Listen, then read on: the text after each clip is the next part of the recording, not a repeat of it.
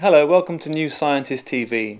This month we checked out an exhibition where art, animals and science collided. We also travelled to a seaside town whose claim to fame is being the best mapped place on the planet. But first, how might your digital double find itself on the other side of the world? Sandrine Kurstemont tells us more. This may look like a hologram, but these are the first animals to be captured using a 3D technique that exploits a century-old illusion. The technology has been used in entertainment since 2005, but now it's being adapted for teleconferencing.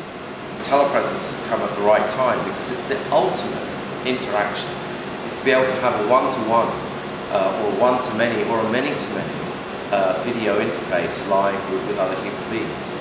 To create the video, a person is filmed against a plain background. They can be lit using LED lamps, which are bright but don't generate too much heat.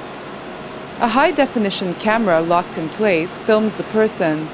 There's a significant amount of backlight that is behind the image to create, if you like, some kind of halo effect. This enables the final image at the other end to have a very crisp outline which differentiates it from its background and therefore gives the impression of it being 3D. A special setup is necessary to make the video look three-dimensional. A high-definition projector displays the image on a reflective surface. Then it's bounced through a transparent film.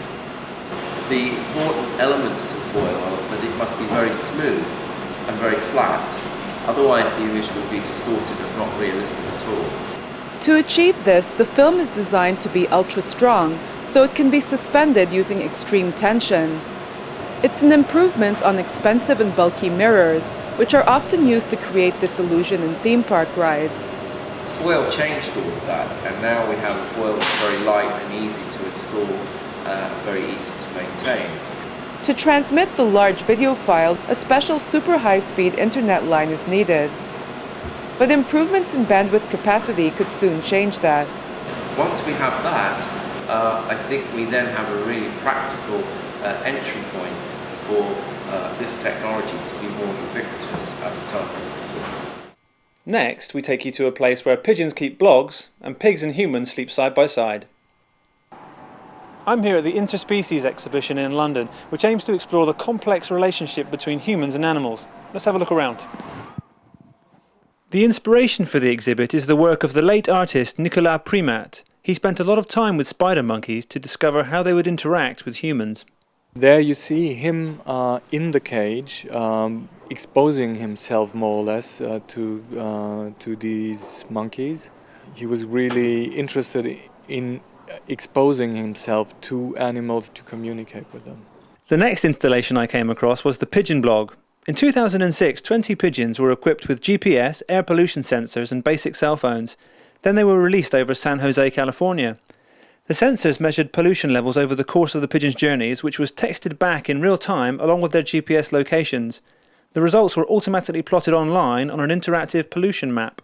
With Pigeon Blog, one of the things we were trying to do is measure these levels in such an unusually and somewhat provocative way that we would get attention. So I guess it was a playful approach to address this topic and hopefully get people thinking about it and acting upon it. Other artists took a less scientific approach to human-animal interaction. Artist Kira O'Reilly was about to spend 72 hours sharing a living space with a pig called Delia.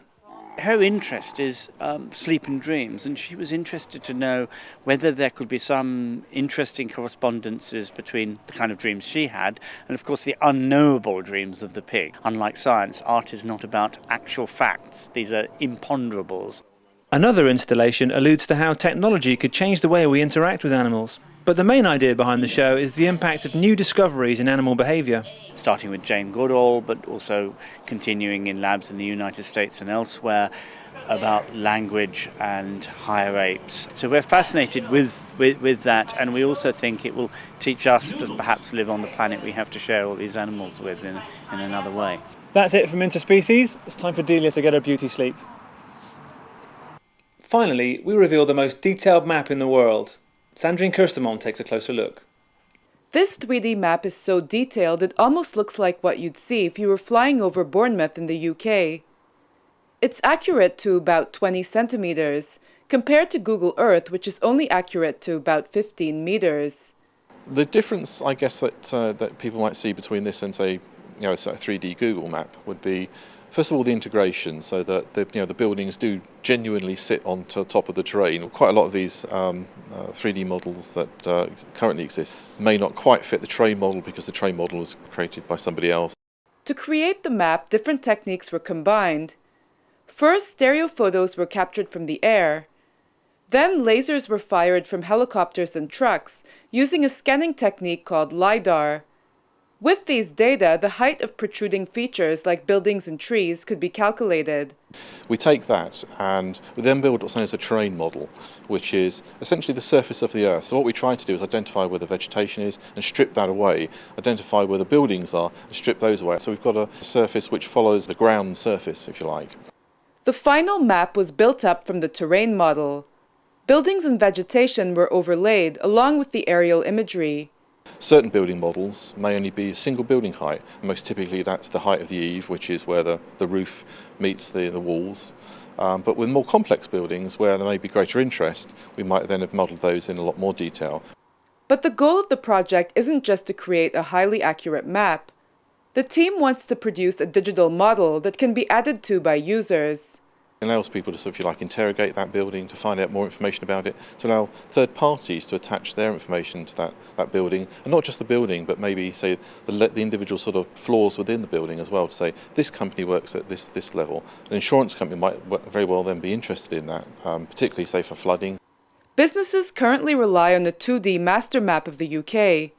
But if the technology is perfected, they could soon be using a 3D version. The more detail you model something in, the more expensive it is. And part of the research was really to find that point where, that sort of the happy medium where the complexity met a nice sort of economic model as well.